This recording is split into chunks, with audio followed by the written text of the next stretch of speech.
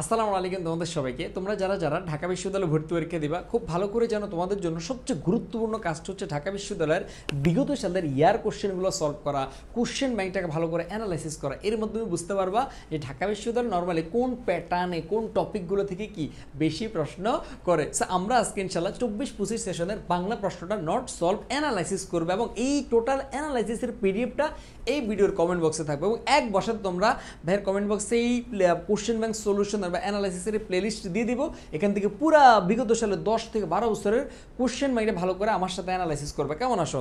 তাহলে আমরা প্রথম প্রশ্ন দেখি যে ঢাকা বিশ্ববিদ্যালয় 24-25 সেশনের প্রথম প্রশ্নটা কি আসছে, সেটা হচ্ছে আবিধানিক ক্রমে সাজানো শব্দগুচ্ছগুলো। আসো তাহলে এই যা প্রশ্নটা হচ্ছে তোমার অভিধান বর্ণানুক্রম, একটা টপিক আছে ব্যাকরণের, হ্যাঁ তোমাদের শর্ট সিলেবাসের বা ফুল মানে অ্যাডমিশনের সিলেবাস আছে। আসো এখন এই অভিধান বর্ণানুক্রমটা কি, এটা যদি তুমি না পারো তাহলে তুমি কখনো এই অভিধান মানে এই কোশ্চেনটা আনসার করতে পারবা না।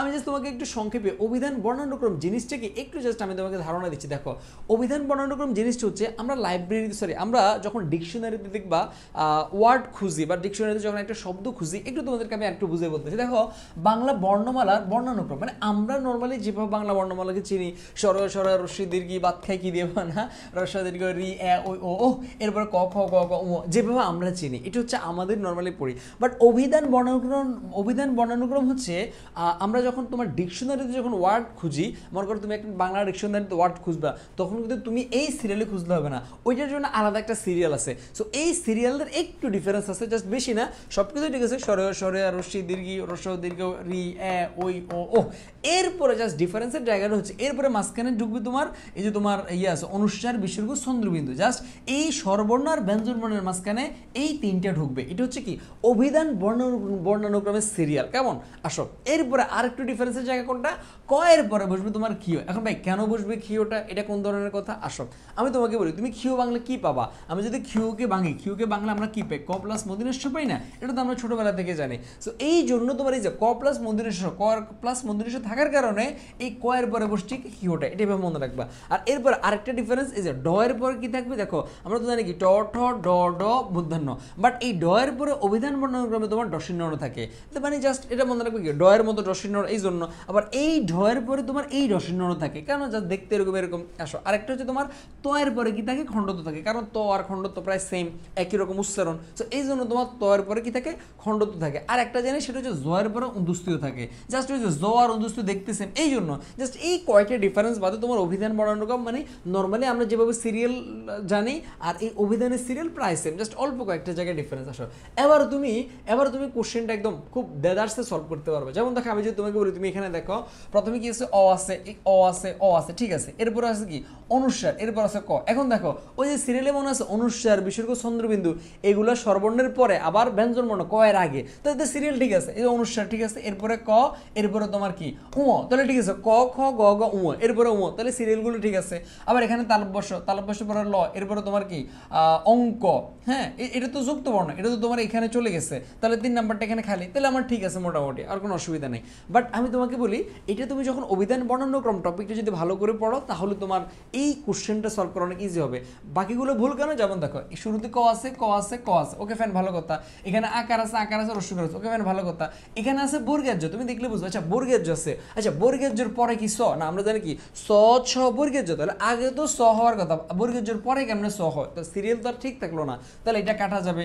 দ দ দ, এখানে দীর্ঘিকার, এখানে একার, এখানে রিকার, ওকে ঠিক আছে, এখানে গ, এখানে হ, এখানে তালব্যস্য। আচ্ছা হ এর পরে নি তালব্যস্য হয়, তুমি দেখো তো আমাদের সিরিয়াল আমার পড়ছি না, তালব্যস্য দন্তাস্য হ মানে কি, ওই যে দেখো তুমি একটু দেখো, মানে জাস্ট দেখলে তুমি বুঝতে পারো। দেখো তো তালব্যস্যের পরে মানে হ এর পরে নি তালব্যস্য না, বরং তালব্যস্য মূর্ধন্য দন্তাস্য এরপরে হ, তাহলে কি আগে তো হ না পরে হ, তাহলে এখানে আগে দিছে। সো এইভাবে যখন তুমি প্র্যাকটিস করো বিজ্ঞান বর্ণানুক্রম তখন তুমি এই টপিকটা তোমার কাছে অনেক ইজি হয়ে যাবে। কেমন আসো এরপরে যদি আমি এখন 2 নম্বর কোশ্চেনে যাই, ক্রমাগত ভুল করো না বাক্যটি দিয়ে ক্রমাগত শব্দটি কোন পদ। আমি যদি জাস্ট অনলি আনসার বলে যেতাম তাহলে ভিডিওটা শর্ট হতো, বাট ভাই যেহেতু প্রত্যেকটা জিনিস অ্যানালাইসিস করে দিচ্ছি, কোশ্চেন ব্যাংকটা তোমাদের অ্যানালাইসিসটা ইম্পর্টেন্ট, নট সলভ, অ্যানালাইসিসটা যেহেতু ইম্পর্টেন্ট সে একটু সময় লাগবে, আমরা পুরো ভিডিওটা দেখবো। ওকে ফেন আসো তাহলে দেখো ক্রমাগত ভুল করো না বাক্যটিতে ক্রমাগত শব্দটি কোন পদ। দেখো ভুল করো না নর্মালি তুমি এরকম নাটাকে কাটিয়ে দাও, মনে করো না এখানে নাই, না আপাতগুলোকে কাটিয়ে দিবা, মনে করো না নাই, তাহলে ক্রমাগত ভুল করো।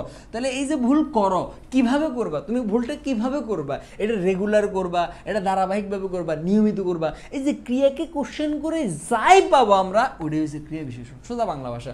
অথবা এই যে ক্রমাগত ভুল করিও না, কিভাবে ভুল করিও না, ক্রমাগতভাবে ক্রিয়াকে কোশ্চেন করে যাই পাবো আমরা, সেটাই হচ্ছে আমার ক্রিয়া বিশেষণ। কেমন আসো? সো এই ক্রিয়া বিশেষণের তোমার মূলত ক্রিয়া বিশেষণ জিনিসটা কি জিনিস ভাই, সব কিছু এখানে দিয়ে দিয়েছি। যেমন ছেলেটি দ্রুত দৌড়ায়, কেমনে দৌড়ায়, দ্রুত দৌড়ায়। মেয়েটি হাঁটে, কেমনে হাঁটে, ধীরে হাঁটে। ধীরে ধীরে বায়ুটা বয় কেমন করে, ধীরে ধীরে। রকেট দ্রুত চলে, চলে কেমন করে, দ্রুত। ক্রিয়াকে কোশ্চেন করে আমরা যা পাবো তাই হচ্ছে আমার ক্রিয়া বিশেষণ। আসো এরপরে বৈষম্য বিরোধী শব্দটি যেই সমাসে নিষ্পন্ন। আসো একটু ভাগে দেখি, একটু তোমরা কি আনসার করতে পারবা। বৈষম্য বিরোধী, প্রথমে তুমি চিন্তা করো এটা কি কখনো দ্বন্দ্ব হবে? কখনো হবে না, কারণ দ্বন্দ্ব তো উভয় পদ প্রাধান্য পায়।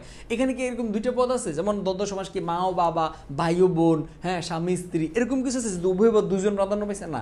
এরপরে তোমার দেখো এখানে কখনো বহুব্রী হবে না, কারণ নতুন অর্থ কি, বৈষম্য বিরোধী তো তোমার আহামরে নতুন কোনো অর্থ দিচ্ছে না, নতুন কোনো অর্থ তো দিচ্ছে না। তাহলে আমাদের কনফিউশন লাগে আমাদের কর্মধারা এবং তৎপুরুষের মধ্যে। আসো এবার আমি তোমাদেরকে একটু ক্লিয়ার করে দেখো। আসো দেখো বৈষম্য বিরোধী মানে কি, ভেরি সিম্পল না। বৈষম্য বিরোধী মানে কি, দেখো বৈষম্যের বিরোধী মানে বৈষম্যের বিরোধী। আমরা এই যে সমাজের মধ্যে যে বৈষম্য হইতেছে, এই বৈষম্যের বিরোধী। এই যে মাঝখান থেকে র বা এর লোপ পায়, র বা এর যে তোমার লোপ পায়, তাহলে এই র বা এর লোপ পায়, এটা কিসের মধ্যে লোপ পায়, এই যে বিভক্তির লোপ, এটা কিসের মধ্যে লোপ পায়, তৎপুরুষের মধ্যে। আর র বা এর কোন তৎপুরুষ মানে কোন বিভক্তি, ষষ্ঠী বিভক্তি। তাহলে এইটা কোন সমাস হবে, ষষ্ঠী তৎপুরুষ সমাস হবে। কেমন আসো? অনেকে এটাকে বলতে জন্য দিতে পারে যে বৈষম্যের জন্য বিরোধী। না, বৈষম্যের জন্য নেই আমরা বিরোধী না, আমরা বৈষম্যের বিরোধী, বৈষম্যের বিরোধী, বৈষম্যের জন্য না। আসো এরপরে তোমার তিনের পর আমরা 4 নাম্বারটা একটা আনসার করবো। 4 নাম্বারটা হচ্ছে তোমার কি, আসো খুব গুরুত্বপূর্ণ একটা জায়গা, মানুষের মধ্যে যাহা অন্তরতম এবং অনির্বচনীয়, লেখকের মতো কণ্ঠস্বর যেন তারই কি। আসো এই জিনিসগুলা, এটা তো তোমার এইচএসসি 24-এর অ্যাডমিশনের প্রশ্ন, মানে 24-25 সেশনের। আমার 24-এর যে তোমার পেইড বেস ছিল, বাংলা পেইড বেস, হুবহু প্রত্যেকটা question line by line, same to same. এই ভিডিওর কমেন্ট বক্সে আমি দেখাবো একদম হুবহু আমার সব লেকচার থেকে যে লাইন বাই লাইন আসছে, দেখা মানে খুব মজা লাগলো পড়াইতে। এটা হচ্ছে তোমার অপরিচিতা গল্পের একটা লাইন তোমার হুবহু তুলে দিচ্ছে, একদম অপরিচিতা গল্পের। এই যে তোমার অপরিচিতা গল্পের ঠিক লাস্টের দিকে তোমার এই লাইনটা আছে যে মানুষের মধ্যে যাহা অন্তরতম এবং অনির্বচনীয়, তা আমার মনে হয় কণ্ঠস্বর যেন তারই চেহারা। হ্যাঁ, মানে মানুষের মধ্যে বলতেছে কি, মানে যাহা খুব অন্তরতম, যা ভাষায় প্রকাশ করা যায় না, কণ্ঠস্বর মানে তার গলার স্বরটা মনে হচ্ছে কি তার একটা চেহারার মতো আর কি। কেমন?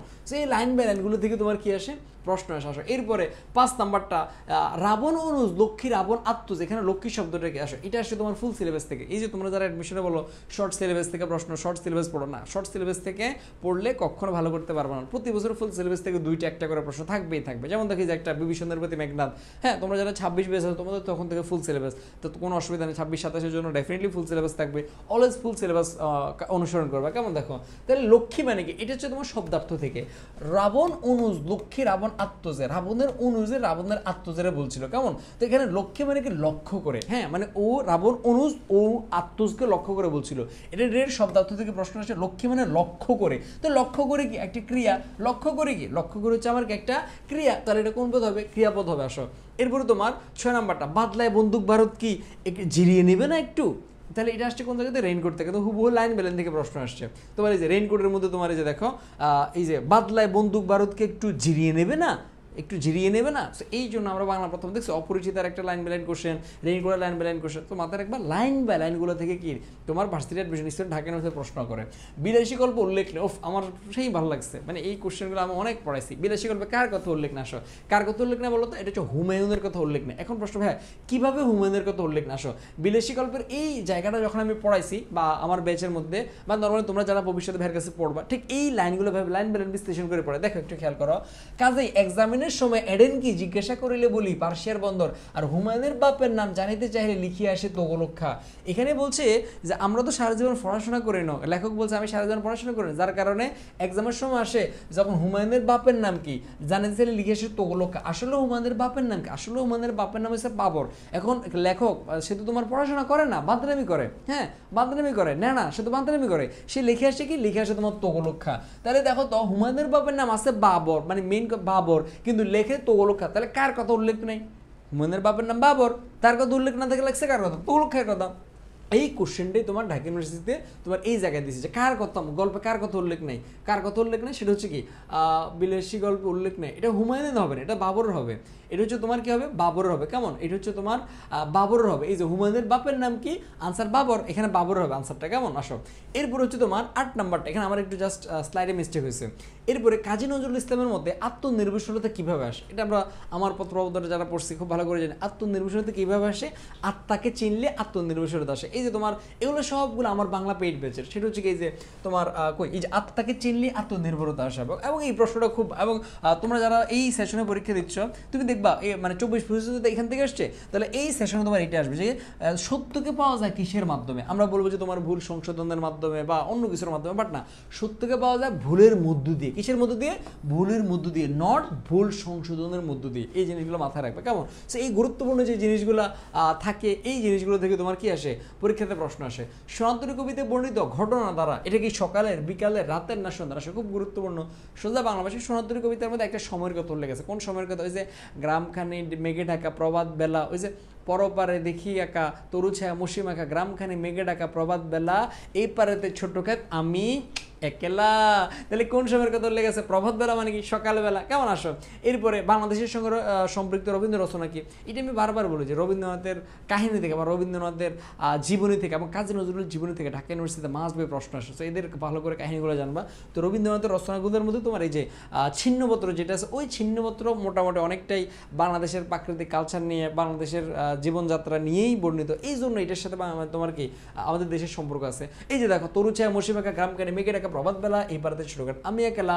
তোমাদের সেশনে দেখবো পরীক্ষা প্রশ্ন আসবে, তুমি লিখে না ইনশাল্লাহ। তোমাদের সেশনে পরীক্ষা প্রশ্ন আসবে এখানে বাঁকা জল কিসের প্রতীক, তুমি লিখে না। বাঁকা জল হচ্ছে তোমার কাল স্রোতের প্রতীক। কিসের প্রতীক বলো তো, কাল স্রোতের প্রতীক। তোমাদের সেশনে পরীক্ষা প্রশ্ন আসবে তরু ছায়া মসিমাকা, এখানে তরু ছায়া মসিমাকা বলতে কোন রঙের কথা বুঝেছে, কোন রং হইতে পারে, তখন কি দিবা, কালা রং বা কালচে রং, কালা রং বা কালচে রং। কেমন, আসো এরপরে আর কি আসতে পারে, এই ছোট খাত বলতে কি বোঝায়, ছোট খাত বলতে বোঝায় এই ছোট্ট পৃথিবীটা, তবে কবির ছোট্ট এই জীবনটাকে বুঝাইছে। এই পারেতে মানে কি, এই পারেতে মানে দুনিয়া, দুনিয়া মানে ইহকাল, ওপারে মানে কি, ওপারে মানে পরকাল। হ্যাঁ, আসো এই জিনিসগুলো, ওকে ফাইন। আসো এরপর হচ্ছে আসা, এর মধ্যে 10টা কোশ্চেন আমরা সলভ করে ফেলছি। একটু পরে আমি তোমাদেরকে দেখাবো যে এই 15টা প্রশ্ন ঢাকা বিশ্ববিদ্যালয় টোটাল ইউনিটে 15টা প্রশ্ন আসে, এই 15টা প্রশ্ন কোন কোন টপিক থেকে আসছে। কেমন, তাহলে তোমরা বুঝতে পারবা। এর মাঝে একটু তোমাদেরকে বলি, তোমরা যারা যারা অ্যাডমিশন দেবে HSC 25 বা 26 বা 27 ব্যাচ, সামনে যখন ঢাকা বিশ্ববিদ্যালয় ভর্তি পরীক্ষা দেবে, ডেফিনেটলি তোমরা তোমাদের বি ইউনিটে বাংলা MCQ 15 মার্ক, রিটেনে 20 মার্ক, টোটাল 35 মার্কের একটা জার্নি তোমরা ভাইয়ের সাথে নিতে পারো। টোটাল 35 মার্কের দায়িত্বটা ভাইয়ের উপর ছেড়ে দিতে পারো। ভাইয়ের বিগত ব্যাচের রেকর্ড ক্লাসগুলো অল দেওয়া থাকবে। এই ক্লাসগুলো যদি কেউ করে সে কনফার্ম ঢাকা বিশ্ববিদ্যালয় 15তে 15 রিটেনে 20 পাবে, যেটার প্রমাণ তোমাদেরকে আমি এই ভিডিওর কমেন্ট বক্সে দেবো যে আমার এই রেকর্ড ক্লাসগুলো থেকে সেম এই ইয়ারের সবগুলো যে কীভাবে কমন আসছে। এবং তোমরা যারা যারা ভর্তি পরীক্ষা দিবে সামনে ইনশাল্লাহ, ভাইয়ের লাইভ ক্লাসগুলোই যে অলরেডি লাইভ ক্লাস চলমান আছে, লাইভ ক্লাস আছে, ভাইয়ের লেকচার শিট থাকবে, একটা প্র্যাকটিস বুক থাকবে, একটা বিরোচন বই থাকবে, ভাইয়ে তো আসি সবগুলো PDF আকারে থাকবে, একটা MCQ বুক থাকবে। হ্যাঁ, সব কিছু যারা এখন যুক্ত হয় চ্যানেল ডিসকাউন্টে এখনও যুক্ত হতে পারবে 699 টাকা। জাস্ট ভাইয়ের এই নাম্বারে বিকাশ বা নগদে স্যান্ড মানি করে দিবা। ভাইয়ের এই নাম্বারে জাস্ট এই নাম্বারে বিকাশ বাংলা সেন্ড মানি করে দেবে, that's enough for you. Okay fan, আসো আর ভর্তির জন্য একে পেজে নক করতে পারো। আসো পোড় খাওয়া শব্দের বিশিষ্ট অর্থ কি, এটা হচ্ছে তোমার বাগদাদা থেকে প্রশ্ন আসে। পোড় খাওয়া, অনেকে এটা আমরা পড়ে যাওয়া লিখছি না, এটা হচ্ছে তোমার প্রতিকূলতা পেরানো। পোড় খাওয়া মানে আমরা বলি না এই মানুষটা খুব কষ্ট করে জীবনে বড় হয়েছে, প্রতিকূল অবস্থাতেই জীবনে বড় হয়েছে। এই যে পোড় খাওয়া মানে কি, খুব মানে মানে কষ্ট পাইতে পাইতে নিজের জীবনটার পড়াইতে পড়াইতে অভিজ্ঞ হয়ে গেছে সে। হ্যাঁ, খুব অভিজ্ঞতা সম্পন্ন ব্যক্তি, কষ্ট পাওয়া পড়তে পড়তে অভিজ্ঞ হয়ে গেছে। হ্যাঁ, মানে প্রতিকূল পরিবেশে বড় হইতে হইতে এখন সে অভিজ্ঞ হয়ে গেছে, এরকম আর কি, মানে প্রতিকূলতা পেরানো বা অভিজ্ঞ ব্যক্তি এরকম। তাহলে পোড় খাওয়া কেমন, এটা সে প্রতিকূলতা। এটা বাগদারা থেকে প্রশ্ন আসছে। লিটারেল শব্দের বাংলা পরিভাষা, এই যে তোমার বাগদারা বলে, এক কথা প্রকার হলো পারিভাষিক শব্দগুলো, সমর্থক শব্দগুলো, এই জায়গাগুলো থেকে কিন্তু তোমার কি বিপরীত শব্দগুলো, এগুলো থেকে পরীক্ষা প্রশ্ন আসে। লিটারেল মানে কি, লিটারেল মানে হচ্ছে তোমার আক্ষরিক, লিটারেল মানে কি আক্ষরিক। কেমন আসে এরপর 13 নাম্বার, দুর্যোগে হাল ঠিক মতো রাখা ভার। এখানে হাল শব্দের অর্থ কি, এটা আমার 18 বছর বয়স কবিতা, লাইন বাই লাইন প্রশ্ন। হাল মানে কি, হাল মানে হচ্ছে এখানে তোমার কি বুঝো, দশা। মানে দুর্যোগে যখন 18 বছর বয়স কবিতার উপর যখন ঝড় তুফান আসবে, দুর্যোগ আসবে, তখন আমরা আমাদের জীবনের দশা, জীবনের গতি ঠিক রাখা আমাদের জন্য খুব চাপ, খুব চাপ। এই সময় এসে যখন একটু ঝড় তুফান আসে, একটু বিপদ আসলে আমরা ভেঙে পড়ে যাই, আমরা হাল ছেড়ে দিই। এই যে একটু পড়াশোনা কঠিন লাগলে আমরা হাল ছেড়ে দিই, আমরা আমাদের গতি রাখতে পারি না। আমার সামনে ঢাকা বিশ্ববিদ্যালয়ে ভর্তি পরীক্ষা আমি চান্স পেতে হবে, আমি এই গতিতে চলতে হবে, এই গতিটা আমরা ঠিক রাখতে পারি না। একটু কোনো একটা প্রবলেম হয়েছে, গার্লফ্রেন্ড একটু প্যারা দিয়েছে, পড়াশোনা করতাম না, গার্লফ্রেন্ড প্যারা দিচ্ছে আর ভালোই লাগে না। এই যে আমরা হাল ঠিক রাখতে পারি না, দশা ঠিক রাখতে পারি না, জীবনের গতিবোধ ঠিক রাখতে পারি না, এটাই বলছে কেমন, এটা দশা হবে। আসো এরপরে তোমার রোকেয়া শাখাত সাথে রচনা নয়, খুব গুরুত্বপূর্ণ। ঢাকা ইউনিভার্সিটি কখনো শর্ট সিলেবাস ফলো করে না, ফুল সিলেবাস ফলো করে। এইচএসসি 25 ওরা যদি এখন ভাবে যে তোমরা যদি ভাবো এইচএসসি 25-এর কেউ যে শর্ট সিলেবাস থেকে প্রশ্ন আসবে, দেখো তোমাদের আগের বছরে শর্ট সিলেবাস থেকে আসে না। বেগম রোকেয়া সাখাওয়াত হোসেন সে কোন গল্পটা লিখছে, গৃহ। সো গৃহ তোমাদের ফুল সিলেবাস আছে, বাট শর্ট সিলেবাস না, বাট এখান থেকে প্রশ্ন আসছে। বাট এগুলো আমি আমার ব্যাচের মধ্যে পড়াইছি। এই যে বেগম রোকেয়া সাখাওয়াত হোসেন রচনা নয় কোনটা, এটা তোমার পদ্ম গোকরা। কারণ পদ্ম গোকরা এটা হচ্ছে তোমার কার, সম্ভবত নজরুলের একটা রচনা। আসো এবার আমি তোমাদেরকে দেখাচ্ছি, এগুলো আমি আমার ব্যাচের মধ্যে পড়াইছি। যে বেগম রোকেয়া সাখাওয়াত হোসেনের এই জিনিসগুলো খুব গুরুত্বপূর্ণ। যেমন কি তার প্রবন্ধ, প্রথম প্রবন্ধ কি মতিসুর, বাকি প্রবন্ধগুলোকে অর্ধাঙ্গ, জাগগ, ভগিনী, অবরোধ, বাসিনী, যেটা খুব গুরুত্বপূর্ণ। উপন্যাসগুলো কি পদ্মরাগ, সুলতানার স্বপ্ন। একটা হচ্ছে পদ্মরাগ, আরেকটা হচ্ছে কি পদ্ম গোকরা। এই জিনিসটা মাথায় রাখবা, পদ্ম গোকরা এই নামে কোনো কি নেই, তার নাই, তার কোনো রচনা নাই। কেমন আসো? আবার আবুল ফজলের মানব কল্যাণ এখান থেকেও আসে, এগুলো আমার স্লাইড থেকে হুবহু তোলা, এই জন্য তোমাকে এটা দিয়ে দিচ্ছে। আসো এরপরে অধ্বনির বিবৃত উচ্চারণের উদাহরণকে আসো। এখন তোমাকে অধ্বনির কোনটা বিবৃত আর কোনটা সংবৃত এই জিনিসটা তোমাকে জানতে হবে। আসো মাথায় রাখবা, যখন অয়ের উচ্চারণটা অয়ের মতো হবে তখন সেটাকে বলে বিবৃত বা স্বাভাবিক। তাহলে অয়ের উচ্চারণ যখন অয়ের মতো হবে তখন সেটাকে কি বলে, বিবৃত বা স্বাভাবিক। আর অয়ের উচ্চারণ যখন ও এর মতো হবে তখন সেটাকে বলে সংবৃত। এখন আমাকে যে বিবৃত, বিবৃত মানে কি, অয়ের উচ্চারণ অয়ের মতোই হবে। আবার তুমি দেখো তো এখানে অনেক, তুমি দেখো অনেক, আমরা খুব ভালো করে আমরা নিয়মে বসছি, কখন প্রথম বর্ণের প্রথম ওটা কখন ওকার হয়ে যায়, এগুলো আমরা অনেকগুলো নিয়ম জানি। যখন শব্দ শুরুতে অ থাকে, এরপরে যদি জফলা থাকে, এরপর যদি রস্যিকার দেরিকার থাকে, এরপর যদি রিকার থাকে, এরপর যদি রিকার থাকে, এরপর যদি ঘিও বা ঘিও থাকে, এরকম অনেকগুলো আমার বিষয় আছে। এই জিনিসগুলো আমরা খুব ভালো করে জানি। বাট তুমি দেখো অনেক, তুমি জাস্ট উচ্চারণ করো অনেক, তাহলে তুমি দেখো তো এখানে অনেক, আমরা কি বলি অনেক, অনেক বলি অনেক না, আমরা অনেক অনেক অয়ের উচ্চারণ অয়ের মধ্যে করি। সো এই জন্য তোমার এটাই হবে। আর শব্দের শুরুতে যদি অ থাকে, এরপর যদি দীর্ঘ থাকে, তাহলে এটা ও হয়ে যাবে, অধীর। এটা আমরা বলি না অধীর আগ্রহে বসে আছে, আমরা বলি না করুণ, আমরা বলি না করুণ বলি না, আমরা করুণ। আরে কি করুণ তোমার চেহারা, অতুল, কি অতুল তোমার, আমরা বলি না অতুল, এরকম বলি না আমরা। সেগুলো দেখলে বোঝা যায় এখানে বিবৃত হচ্ছে তোমার অনেক। তবুও তোমরা যারা এই সংবৃত বিবৃতির নিয়মটা পারবা তোমাদের জন্য আরো ইজি হয়ে যাবে। কেমন আসো? তাহলে এবার আমি তোমাদেরকে ভাগ করে দিচ্ছি যে এই সেশনটাতে 24-25 সেশন ঢাকা ইউনিভার্সিটিতে কোন টপিক থেকে কয়টা আসে। দেখো প্রথম পত্র থেকে, অর্থাৎ গদ্য পদ্য নাটক উপন্যাস থেকে তোমার কয়টা প্রশ্ন আসে। দেখো অপরিচিতা, বিভীষণপ্রতি মেঘনাদ, রেইনকোট থেকে আসছে, বিলেসি থেকে আসছে, আমার পথ। মানে তুমি দেখো 24 প্রশ্নে তোমার মানে ফার্স্ট পেপার থেকে কয়টা আসছে, 1টা 2টা 3টা 4টা 5টা 6টা 7টা 8টা 9টা প্রশ্ন আসছে। ব্যাকরণের এই 4টা টপিক থেকে আসছে, 9 4 13 আর 2 15। আবার তুমি যখন তোমাকে আমি একটু পরে যে 24-25 পরে যখন এর আগের সেশন 23-24 পড়াবো, তখন তুমি দেখবা প্রচুর ব্যাকরণ থেকে আসছে, কিন্তু ফার্স্ট পেপার থেকে তেমন বেশি একটা আসে নাই। তাহলে আমার কাছে যেটা মনে হয়, তোমরা যারা ইনশাল্লাহ 25-26 ভর্তি পরীক্ষা দেবা, তোমরা যারা 25-26 ভর্তি পরীক্ষা দেবা ইনশাল্লাহ মিলে নিও, তোমরা দেখবে যে তোমাদের প্রথম পত্র থেকে কম আসবে, কিন্তু গ্রামার থেকে অনেকগুলো প্রশ্ন আসবে আবার। কারণ তোমাদের আগের বছর প্রথম পত্র বেশি এসে গ্রামার কম আসছে, তোমাদের সেশনে গ্রামারটা বেশি হবে, প্রথম পত্র কম আসবে। কেমন এই সিকোয়েন্সটা? তো অনেকেই বাংলার জন্য ভাই কি পড়বো বাংলার জন্য, ভাইয়ের যে বাংলা অ্যাডমিশন ব্যাচ আছে ওই ব্যাচের কোর্স প্ল্যানটা তোমাদেরকে একটু দেখাচ্ছি। এখানে একটা প্র্যাকটিস বুক থাকবে যেখানে অল ভার্সিটি প্রায় 2280টার মতো এমসিকিউ আছে, সরি আমি বলি 4882টার মতো এমসিকিউ আছে, 4282টার মতো এমসিকিউ আছে, যেগুলো প্র্যাকটিস করা আর কিছু লাগবে না। পিডিএফ আকার থাকবে, একটা বিরোচন বুক থাকবে যেখান থেকে বিরোচনগুলো পড়বা। এই যে সিরিয়ালটা আছে না, এই সিরিয়াল অনুযায়ী আমি কোর্স প্ল্যানটা এই ভিডিওর কমেন্ট বক্সে দিয়ে দিচ্ছি। চাইলে এই কোর্স প্ল্যান অনুযায়ী তোমরা পড়াশোনা করতে পারো। ভাইয়ের ব্যাচের মতো নর্মালি এই কোর্স প্ল্যান অনুযায়ী পড়াশোনা করি। এই যে শর্ট সিলেবাসগুলো কমপ্লিট হওয়ার পরে এরপরে তোমার ফুল সিলেবাসটা কমপ্লিট করবে, এরপর তোমার রিটেনের ক্লাসগুলো হবে, এরপর তোমাদের এক্সাম হবে। সো যারা এখনো যুক্ত হয় না, ভাইদের বাংলা ব্যাচের মধ্যে যুক্ত হয়ে যেতে পারো যদি তোমার বাংলার প্রিপারেশনের জন্য। এরপর আমাদের ইনশাল্লাহ রিটেনের ব্যাচও আসবে। সো রিটেনের ব্যাচের জন্য মানে তোমরা যারা বি ইউনিটি রিটেন পরীক্ষা দিবা, সি ইউনিটি রিটেন পরীক্ষা, টোটাল 40 মার্কের একদম পুরোপুরি দায়িত্ব ইনশাল্লাহ ভাইয়া নেব। সো রিটেনের ব্যাচ আসতেছে, যারা রিটেনের ব্যাচে যুক্ত হতে চাও আগে থেকেই ভাইয়ের সাথে কন্ট্যাক্ট করে রাখতে পারো। এবং ইনশাল্লাহ তোমাদের এক্সাম ব্যাচে আসবে, প্রচুর পরিমাণে তোমাদের এক্সাম হবে ইনশাল্লাহ। সো আপাতত ভাইদের বাংলা ব্যাচ চলতেছে, যারা এখনো যুক্ত হয়ে যাও, ভালো করে পড়াশোনা করো, পরিশ্রম করো ইনশাল্লাহ। আর এই কোশ্চেন ব্যাংক যখন সলিউশন করে সলভ করতেছো, তখন এই প্লেলিস্টটা থেকে তুমি একটানা সবগুলো সলভ করে ফেলো। ভাইয়ের আবু সুফিয়ান শরীফ ভিডিও চ্যানেলে পেয়ে যাবা, এবং ভাইয়ের ফেসবুক পেজ আবু সুফিয়ান, এখানে প্রতিনিয়ত ক্লাস হচ্ছে, ভিডিও হচ্ছে। সো এগুলো প্রত্যেকদিন ফলো করবে ইনশাআল্লাহ। পড়াশোনা করো, মোবাইলটা একটু কম ইউজ করিও, পড়াশোনা বেশি করিও। কেমন? আল্লাহ হাফেজ।